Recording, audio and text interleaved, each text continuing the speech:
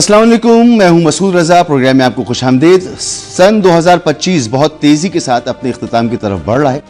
اگلے ہفتے کے بعد جب نیا ہفتہ شروع ہوگا تو اس میں ہم نئے سال میں داخل ہو چکے ہوں گے، اور جب نیا سال آتا ہے تو پھر لوگ اپنے نئے سال کے ریزولوشن جو ہیں وہ طے کرتے ہیں کہ انہیں کرنا کیا ہے۔ ویکنڈ تھا تو ویکنڈ پر بہت اہم ڈیولپمنٹس ہوئی ہیں، کچھ نیو ایئر ریزولوشنز ہمارے سامنے آ گئے ہیں۔ ایک تو تحریک انصاف اور تحفظ آئین پاکستان کے حوالے سے ان کا کیا لاہ عمل ہوگا انہوں نے واضح کر کے بتا دیا ہے۔ 20 اور 21 دسمبر اسلام آباد میں ایک آل پاکستان کانفرنس منعقد کی گئی، اور اس کانفرنس میں نون لیگ نہیں تھی، پیپلز پارٹی نہیں تھی، باقی تحریک انصاف اور تحفظ آئین پاکستان کے ہم خیال لوگ جو ہیں وہ اس کا حصہ تھے، صحافی بھی تھے، مختلف واک آف لائف کے لوگ تھے۔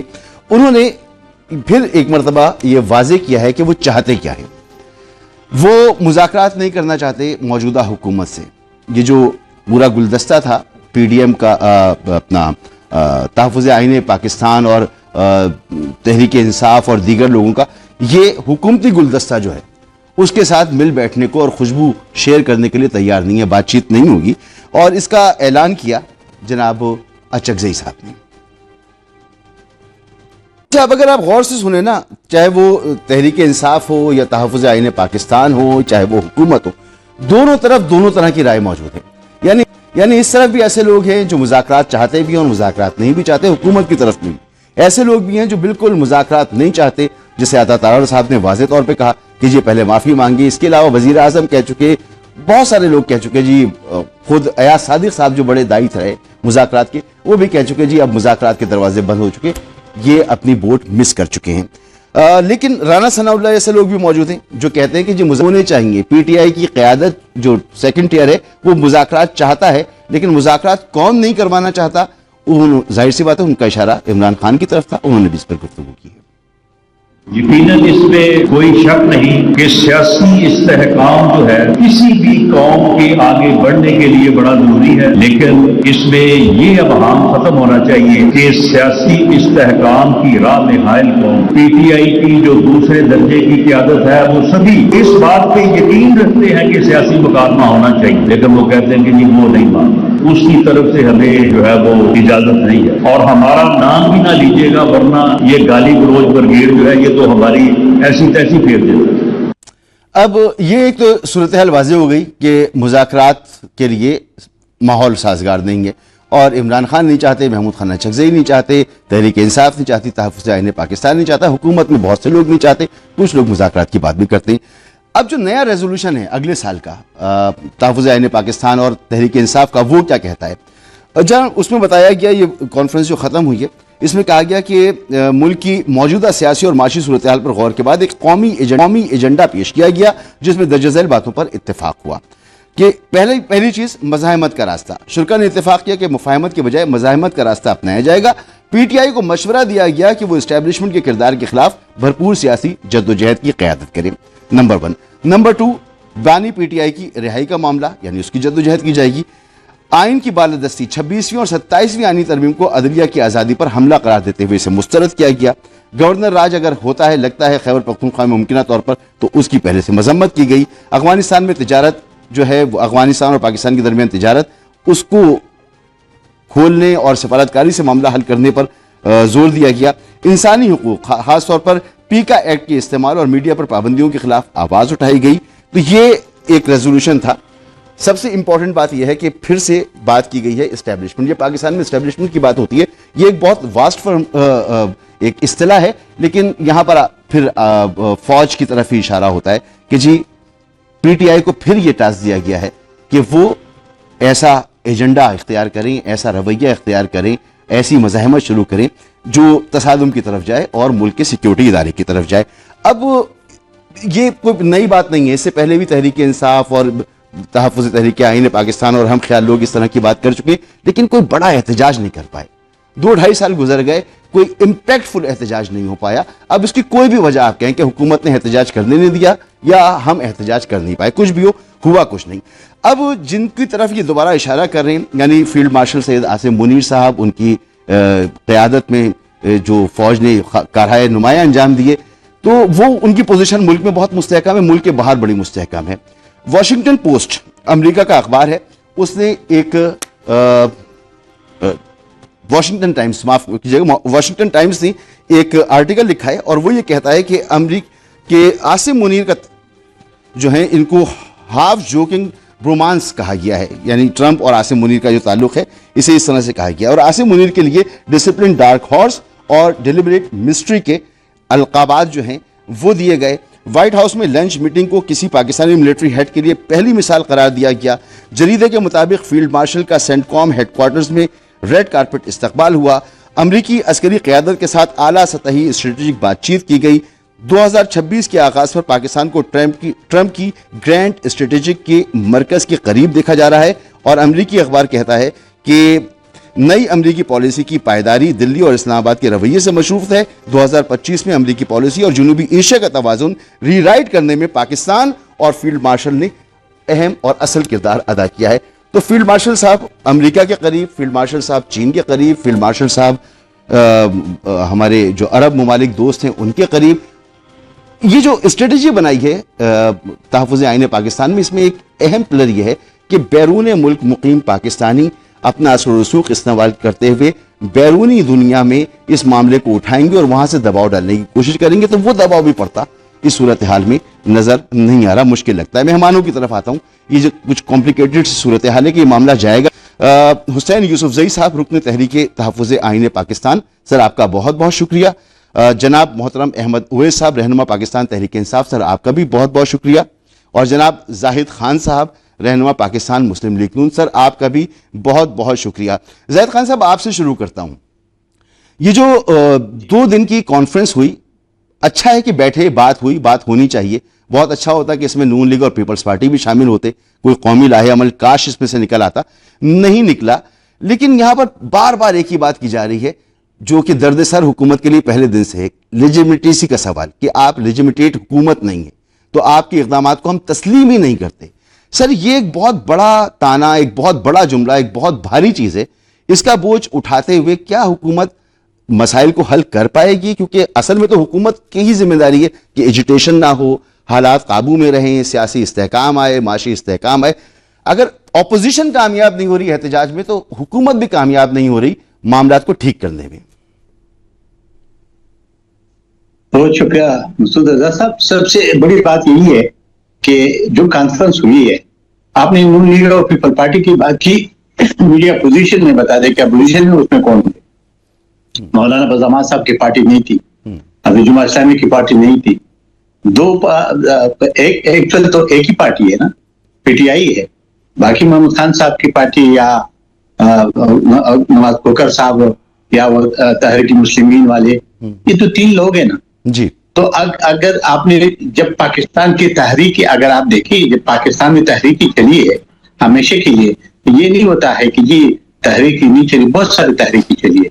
मार्शलों के खिलाफ भी ले, सिविल हुकूमतों के खिलाफ भी ले, लेकिन जब इत्तेहाद बनती है उसमें सारा अपोजिशन तो कम से कम होता है। तो ये मौजूदा में तो अपोजिशन भी नहीं है।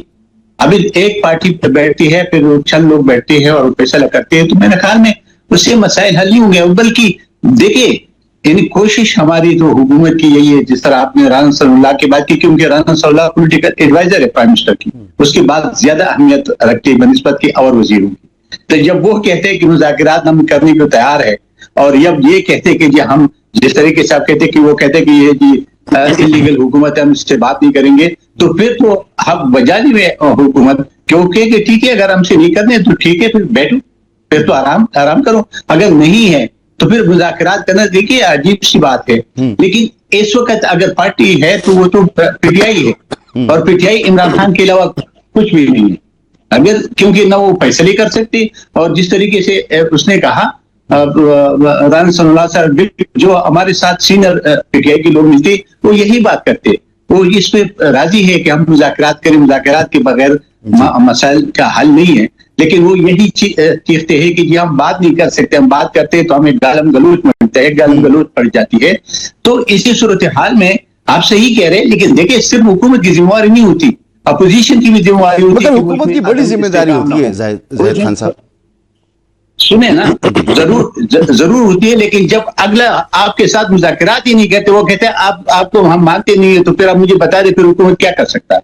हुकूमत तो ये कर सकता है ना कि जी आओ हम बैठते हैं, बात करते हैं। तो जब वो कहते हैं कि जी मैं आपको मानता नहीं हूं, तो फिर मुझे बता दे हुकूमत के पास क्या ऑप्शन रह जाती है? फिर हुकूमत के पास तो कोई ऑप्शन रहते नहीं है। हालांकि हुकूमत, मैंने भी उस दिन भी ये बात की थी, राना साहब भी बात करते हैं, और ज्यादा राना साहब की बात को अहमियत दे कि वो पॉलिटिकल एडवाइजर है उसके प्राइम मिनिस्टर की, तो जो वो बात करता है हुकूमत की असली बात वही होती है। तो मेरे ख्याल में अगर तब भी ये जो अपोजिशन है, अपोजिशन तो नहीं है, सारा अपोजिशन नहीं है, जो एक पार्टी है और उसमें चंद जो दूसरे लोग आईनी तहफ़्फ़ुज़ पाकिस्तान जो इकट्ठी हुई है, और उनके नजदीक अगर इसका ये हाल है जो वो चाहते हैं, तो फिर तो ठीक है।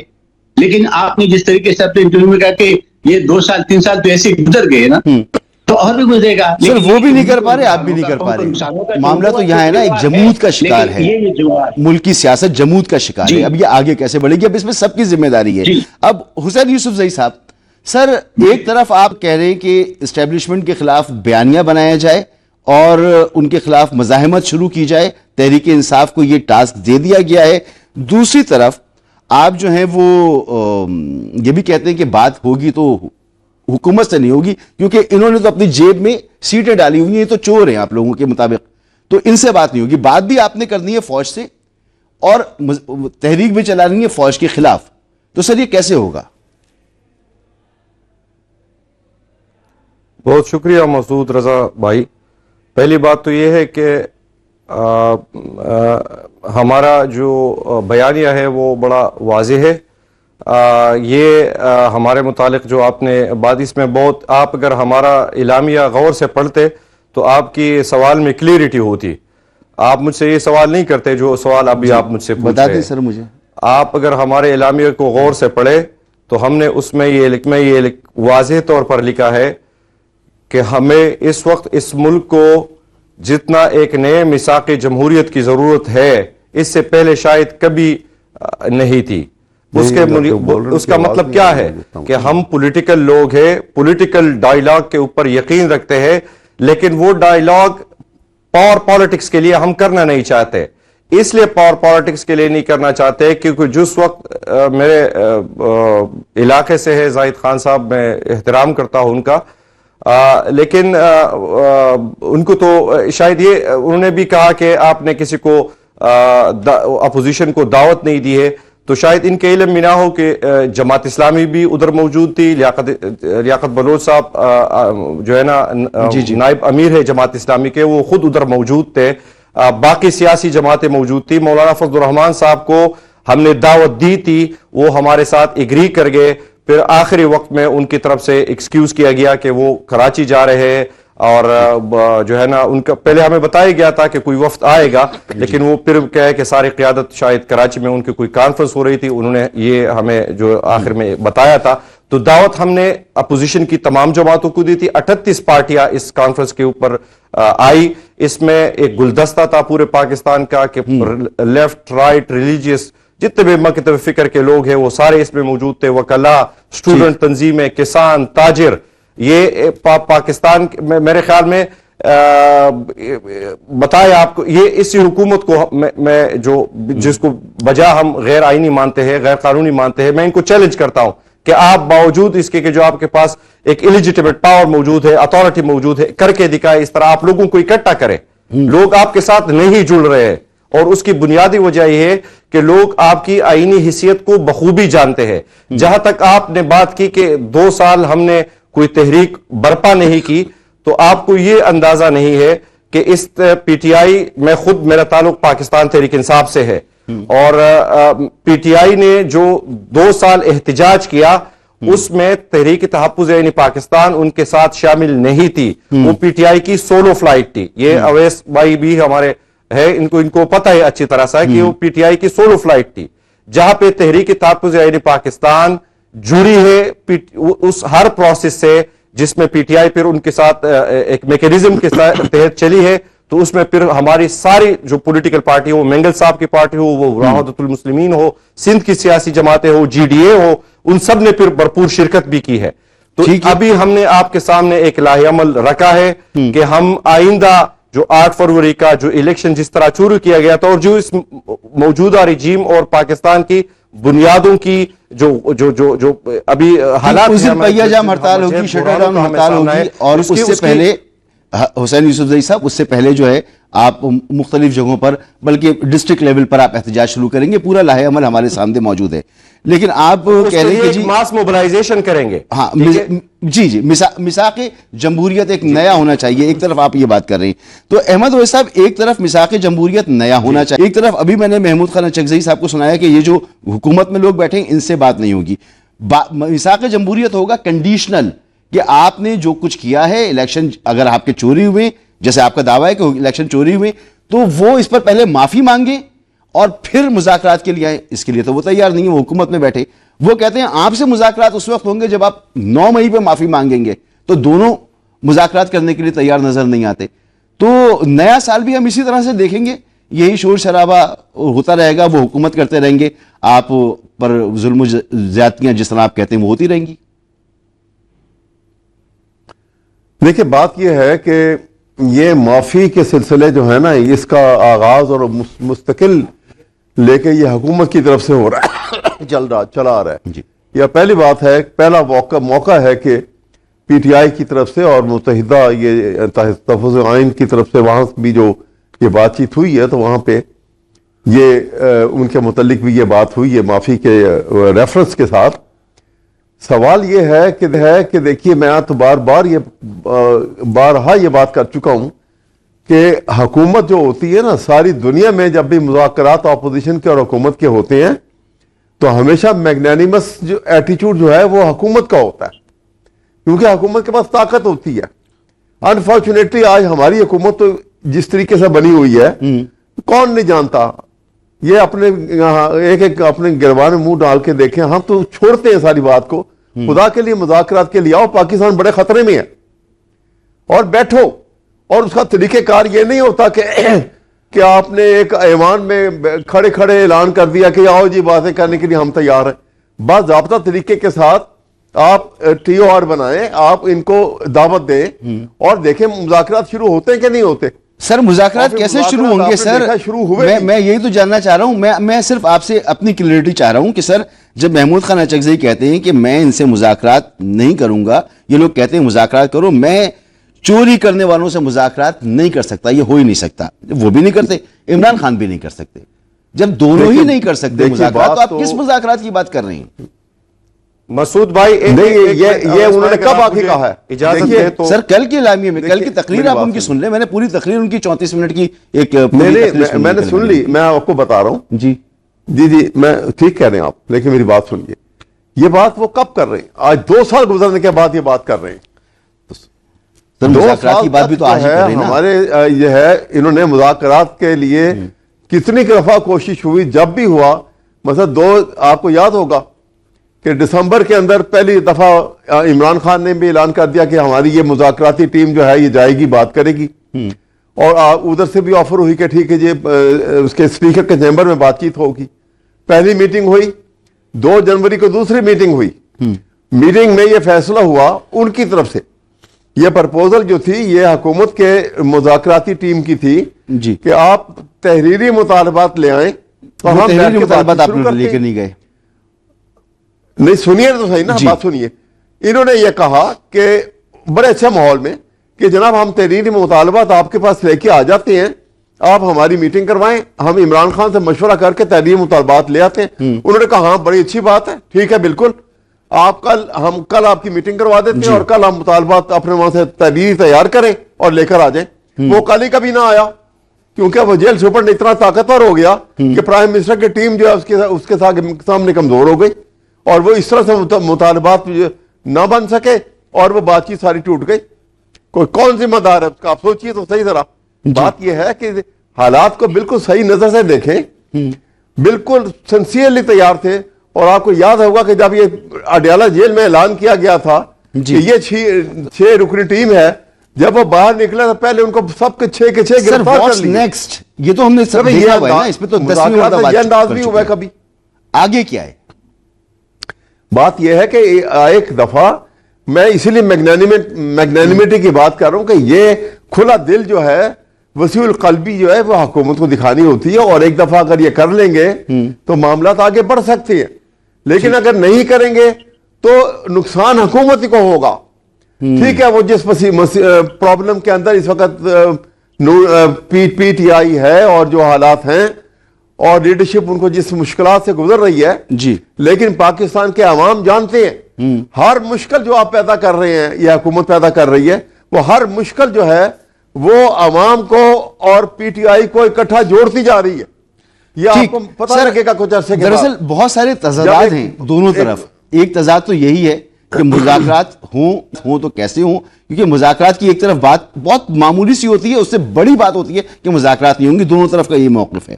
حکومت کے زیادہ اب جو اعلانات ہیں وہ یہی ہے کہ مذاکرات نہیں کریں گے.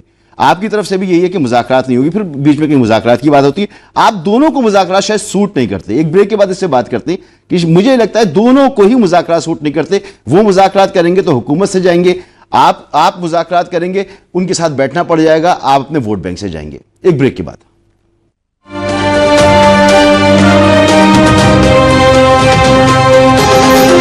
Welcome back. بریک سے پہلے احمد اویس صاحب نے میگنینمٹی کا ذکر کیا کہ حکومت اپنی عظمت ظرف کا مظاہرہ کرے.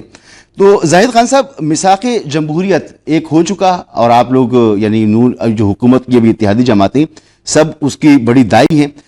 پھر بات ہوئی ایک اور میثاق جمہوریت ہونا چاہیے, لیکن دونوں طرف کنڈیشن رکھ دی ہے. اگر مگر کے بعد بات ہوتی ہے کہ جی میثاق جمہوریت ہونا چاہیے, تو وہ جو کنڈیشنز ہیں وہ معاملات کو آگے بڑھنے نہیں دے رہی. اب سوال یہ اٹھتا ہے کہ آپ لوگوں سے یعنی حکومت سے مذاکرات کرنے کے لیے جب یہ حکومت کوشش بھی کرے تو ان کے حامی ان کو اس بات پر آمادہ نہیں ہونے دیتے. بار بار ان کے جو قائدین ہیں, ان کے جو سپورٹرز ہیں, ان کو جیلوں میں ڈالا جاتا ہے. ایک سائیکل آف ارسٹ ہے جو دیکھنے کو ملتا ہے. اب یہ جمہوری قوتیں جو ہے سیاست کو ذاتی دشمنی تو نہیں بناتی, لیکن یہاں پر ایسا لگتا ہے کہ حکومت انصاف دینے کے لیے قانون کو استعمال نہیں کر رہی, مگر بلکہ انتقام کے لیے شاید استعمال کر رہی ہے. تو اس تاثر کو تو ختم ہونا چاہیے کم از کم بات چیت کے لیے. شکریہ. ایک تو یہ کہ دو تین باتیں ایسی ہوئی ہے کہ جس میں ایک تو آپ نے کہا تھا کہ پیپل پارٹی مسلم لیگ نون, پیپل پارٹی مسلم لیگ نون صرف نہیں ہے, حکومت میں اس وقت 6-7 پارٹیاں ہیں. جی جی, آپ کو پتہ ہے پی ایم بھی ہے, جی جی, کاپ لیگ بھی ہے, باپ بھی ہے, بہت سارے پارٹیز ہیں. قابل ذکر تو یہی دو ہیں. کسی کو بھی نہیں بلایا. ہاں, میں ویسے بات کر رہا ہوں کہ کسی کو بھی نہیں بلایا, خیر یہ ان کی مرضی تھی. ٹھیک ہے. دوسری بات یہ ہے کہ احمد اویس صاحب کی جو بات ہے وہ کہتا ہے کہ جی مذاکرات شروع ہوئی تھی, ناکام ہو گئے تھے. آپ کو یاد ہوگا 2018 میں RTS جب بیٹھ گیا تو اس وقت بھی احتجاج ہوا تھا بہت زیادہ, اور اس پہ ایک کمیٹی بنی تھی جس کا سربراہ پرویز خٹک صاحب تھے, پی ٹی آئی نے بنائی تھی. آپ کو پتہ ہے کہ 3-4 سال میں اس کی ایک میٹنگ تک بھی نہیں ہوئی تھی. تو کیا ہم یہ بیٹھے کہ جی اس میں تو میٹنگ نہیں ہوتی, اس سے ہم بھی میٹنگ نہیں کر رہے. اور جہاں تک آپ نے بات کی ہے, دیکھیں اس وقت اگر صورتحال جو پی ٹی آئی کی لوگوں کا ہے تو وہ جو 9 مئی والا واقعات ہے اس پر ان کو سزا ملتی ہے, اس کے علاوہ تو اور کوئی نہیں ہے. آپ کو یاد ہوگا لیکن اس نے پچھلی حکومتوں میں جس طرح یہ امان رانا ثناء اللہ کے ساتھ جو کچھ ہوا ہے, آپ خاکانہ بھائی جتنے بھی تھے سب کو جیلوں میں ڈالتے رہے. تو یہ کیا اس سے مسائل حل ہو گئے؟ مسائل حل نہیں ہوتے. مسائل دیکھیں, ابھی آپ میں پھر وہی بات کر رہا ہوں کہ رانا ثناء اللہ اس وقت ایک موزون آدمی اس لیے ہے کہ وہ پولیٹیکل ایڈوائزر ہے پرائم منسٹر کی. وہ جو بات کرتے اس کو اہمیت دے. وہ کہتا ہے کہ مذاکرات ہونی چاہیے اور مذاکرات ہم کرتے ہیں. تو پھر ان کی بے کی, لیکن اگر دوسری طرف آپ یہ کہیں کہ بھئی یہ چور ہے, اس کی جیب میں چوری کی کاغذ ہے, ہم اس کے ساتھ کیا بات کریں گے, تو پھر آپ مجھے بتا دیں پھر کیسے بات ہوئی. میں حکومت کے فرض بنتا ہے, اس میں کوئی شک نہیں. سر میں مان لوں آپ کا آرگومنٹ, میں مان لوں, آپ سے اختلاف نہیں کر سکتا, آپ میرے سینئر ہیں, آپ میرے بڑے. مگر سر جب عمران خان سے ملاقات کے لیے کے پی کا سی ایم کہے کہ جی ملاقات کرا دیں, اور وہ کہے میں پوچھ کے بتاؤں گا, اور وہ پھر اس کا جواب ہی نہ دیں, تو پھر سوال اٹھتا ہے نا کہ رانا ثناء اللہ کی بات پہ کون اعتبار کرے گا اس حالات میں؟ سنیں, اگر سی ایم نے یہ بات کی تو سی ایم جب آپ میٹنگ بلاتے ہیں پھر اس کو اس میں جانا چاہیے, ادھر بات کرنی چاہیے. آپ ایک جرگہ ہوا تھا, اس جرگے میں گیا تھا مسلم لیگ نون کی طرف سے, اور یہ آپ جو صوبائی اسپیکر ہے ہماری اسمبلی کا پختونخوا کا, اس نے بلایا تھا, اس میں چیف منسٹر تھا, اور میں نے ان کو یہی کہا تھا. اس میں جو ایک اعلامیہ جاری ہوا, اس اعلامیہ پہ عمل کرنا تو وہ عمل نہیں ہو سکا. اس لیے نہیں ہو سکا کہ پاک آके جو حکومت تھی اس نے کوئی سٹیپ اٹھائے نہیں. انہوں نے کہا یہ کمیٹی برقرار رہے گی اور یہ کمیٹی مرکز سے بات بھی کرے گی, نہیں کیا. ٹھیک ہے. اب اگر یہ بات ہے, دیکھیں جہاں تک ملاقات کی بات ہے, ابھی ایک ملاقات ہوئی, وہ اس کی بہن کو ملنے دیا گیا, جب وہ باہر آ گئی تو اس سے کیا ہوا. تو ایسی انتشار والی بات تو نہیں کرنی چاہیے جس سے انتشار پھیلتا ہو, جس سے ایک افراتفری پھیلتی ہو. تو میرے خیال میں اس وجہ سے اگر کوئی اس پہ زیادہ فوکس کرتے تو وجہ یہی ہے, اگر وہ یہ نہ کرتے تو شاید ابھی سب لوگ ملتے جاتے, کوئی بات نہیں تھی. سر وہ اچھمبا وہیں پر ہوتا ہے نا کہ جہاں پر اس طرح کی ایک دم سے قدغن آ جائے. اس سے پہلے اعظم سواتی صاحب بھی ملنے جاتے تھے, باہر آ کر تقریر بھی کرتے تھے, تو سیاسی گفتگو تو کر رہے ہوتے ہیں نا جیلوں میں. یہی حکومت, یہی جیلر جو ہے وہ کر رہا ہوتا تھا. بہرحال اب موسم بدل چکا ہے, حالات بدل چکے ہیں, تو کوئی بات. سر حسین یوسفزئی صاحب, ایک طرف تو آپ کہتے ہیں ان سے بات نہیں ہو سکتی, یہ جو ہیں بالکل یہ چور ہیں, انہوں نے ہمارا مینڈیٹ چرایا ہے, اور یہ جعلی حکومت ہے, جعلی اسمبلیاں ہیں. انہی جعلی اسمبلیوں میں آپ بیٹھے ہیں, یہاں پر آپ نے استعفے بھی دیے, لیکن آپ کی تنخواہیں بھی چل رہی ہیں, آپ کو گاڑیاں بھی ملی ہوئی ہیں, آپ کو پیٹرول بھی ملے ہوئے, ساری مراحت بھی ہیں. تو کہاں کی یہ دنیا کی کہاں کی اخلاقیات ہیں کہ آپ وہاں سے فائدے بھی اٹھا رہے ہوں اور اس کو گالی بھی دے رہے ہوں اسمبلی کو, اور کہہ رہے ہیں ان سے بات بھی نہیں کریں گے. بات وہاں کریں گے جہاں بات آپ آئینی طور پہ کر بھی نہیں سکتے. سر دیکھیے مسعود بھائی, ہم اسمبلی میں عوام کی طاقت کے اوپر بیٹھے ہوئے ہیں. ہم اسمبلی میں فارم 45 کی بنیاد پر بیٹھے ہوئے ہیں. وہ فارم 45 جس کی بنیاد پر ہم 190 سیٹس جیتے ہیں, جن کو یہ کرٹیل کرتے کرتے اب 74 پہ لے کے آئے ہیں. تو یہ ہے پاکستان میں جمہوریت کی حال. باقی میرے خیال میں آپ کے اس رائے سے اتفاق نہیں کرتا. ہم قومی اسمبلی کی جتنی بھی قائمیہ کمیٹی ہے پاکستان تحریک انصاف اور سینٹ کی, ان سے نکل چکی ہے. ان میں ہم نہ بیٹھ رہے ہیں, نہ ان کے جو پرکس اینڈ پریویلیجز ہے وہ لے رہے ہیں. دوسری بات, آپ نے کہا مذاکرات میں کلیئرٹی چاہ رہا ہوں کہ وہ اکاؤنٹ نمبر جو تھا سیلری والا, وہ اکاؤنٹ بند کر دیے ہیں کیا؟ اس میں تنخواہ نہیں آ رہی؟ بالکل ہم کوئی ادھر سے جو کمیٹیوں کے, دیکھیں ایک تو آپ کے بحیثیتی member of the National Assembly کی آپ کی سیلری ہوتی ہے, وہ تو ظاہری سے بات ہے ہر رکن کو ملتی ہے. وہ تو ان کا حکومت ہمیں نہیں دے رہی ہے کہ حکومت کی طرف سے, تو اسمبلی کا اپنا ایک طریقہ کار ہے. فائنینشیل سر امریکہ سے تھوڑی آ رہی ہے, ہمارے ٹیکس کے پیسوں کا ہمارے اوپر احسان نہیں ہے, اور ہم عوام کی نمائندگی کر رہے ہیں لیجیٹیمیٹ پوزیشن سے. ایسے تو نہیں ہے کہ ہمیں خیرات میں ہمارے اوپر سیٹیں بانٹ گئی, ان کی کیا لیجیٹیمیسی ہے یہ خود بھی جانتے ہیں. حسین صاحب ان کی لیجیٹیمیسی پر تو آپ نے سوال اٹھا دیا. میرا سوال مجھے کاؤنٹر کر لینے دیجیے, ایک سوال کر لینے دیجیے. وہ تو ہم نے اٹھا لیا کہ یہ ان کی کوئی لیجیٹیمیسی نہیں ہے آپ کہتے ہیں. آپ مجھے بتائیں نا کہ یہ جو تنخواہیں وغیرہ یہ ساری چیزیں چل رہی ہیں, اب دیکھیں کرتے کرتے وہ چیز ہی نکل گئی جو میں آپ سے پوچھنا چاہ رہا تھا. اب چلیں بہرحال سوال یہ کہ وہ تنخواہیں بھی آپ لے رہے ہیں, باقی چیزیں بھی کر رہے ہیں, اور برا بھلا بھی. بحیثیت قومی اسمبلی زاہد خان صاحب سینیٹر رہ چکے ہیں نا, تو کیا ان کو گورنمنٹ پے کرتی تھی؟ ٹھیک ہے, یہ تو کیا غلط بات ہے نا. مجھے یاد آئی, سوری یاد آئی گیا. آپ سے میں پوچھنا چاہ رہا ہوں, آپ عوام کی وہاں نمائندگی کر رہے ہیں, لیکن وہ 26ویں ترمیم ہو, 27ویں ترمیم ہو, وہ قانون سازی ہو, صادق قانون سازی ہو, آپ کے وہاں بیٹھنے سے کچھ نہیں بدلا. کچھ بدلا نہیں ہے سر, آپ کے بیٹھنے سے وہاں کچھ نہیں بدلا. تنخواہیں بھی لے رہے ہیں, برا بھلا بھی کہہ رہے ہیں, کچھ بدل بھی نہیں پا رہے وہاں پر. جتنی اپوزیشن کی دیکھیں آپ دیکھیں نا, آپ اپوزیشن کی سائز کو, یہ 96 اس اسمبلی میں ہم بیٹھے, آج اس کی پوزیشن کو وہ کرٹیل کرتے 74 پہ لے کے آئے. اب مزید ہمارے کیسز ایم این ایس کے ادھر موجود تھے, پھر بھی اس کے باوجود جتنا بھی ہم سے ممکن ہو سکا ہے ہم نے بھرپور اپوزیشن اسمبلی کے اندر بھی کی ہے, باہر بھی کی ہے. میں تو اب سر جس طرح سے آپ چل رہے ہیں نا حسین بھائی, آپ جس طرح سے چل رہے ہیں, آپ یقین کریں ایک دن ایسا آئے گا کہ ایک سیٹ بھی آپ کی عوامی نمائندگی کی یہ آپ کی ایک سیٹ بھی نہیں چھوڑیں گے. جس طرح سے آپ چل رہے ہیں, آپ خود نکل جاتے تو اچھا تھا, یا آپ کو اسی طرح سے نکالیں گے, اور آپ کی پاور کم ہوتی چلی جا رہی ہے. سر احمد اویس صاحب, ایک طرف آپ کہتے ہیں کہ وفاق جو ہے وہ فاشسٹ حکومت آپ اسے کہتے ہیں, نہ جانے کیا کیا کہتے ہیں, اور دوسری طرف ایک آپ کی بھی حکومت ہے جو وفاق کی حکومت کے ساتھ جو ہے ایک تعاون میں تو چل رہی ہے. احتجاج ہو، لانگ مارچ ہو، وفاقی حکومت اس کے آفیسرز کچھ بھی کریں، ایک مقدمہ، ایک کیس کے پی حکومت نے کبھی ان کے اوپر درج نہیں کیا، وفاق کے اوپر، وفاق کی طرف سے آپ کے اوپر کیسز ہوتے ہیں. تو یہ کیسا تضاد ہے کہ آپ کے پاس پاور بھی ہے، ساری جو سرکاری وسائل ہیں وہ احتجاج دھرنے کے لیے استعمال ہوتے ہیں، اصل جو کام کرنے والے ہیں قانونی طور پر اس کے لیے آپ لوگ استعمال نہیں کرتے؟ نہیں کہاں، دیکھیے نا اس وقت تو جو صورتحال ہے اس وقت تو یہ آپ صوبائی حکومت کی بات کر رہے ہیں جو پی ٹی آئی جی آپ کی صوبائی حکومت جو ہے وہ فائر بریگیڈ دے دیتی ہے، کرینے دے دیتی ہے، پولیس دے دیتی ہے، سب کچھ کرتی ہے، پھر وہاں سے مقدمے بنتے ہیں، لیکن وہاں سے لاٹھی چارج ہوتا ہے، مقدمے ہوتے ہیں، آپ کی حکومت کوئی قانونی کارروائی نہیں کرتی، کیوں؟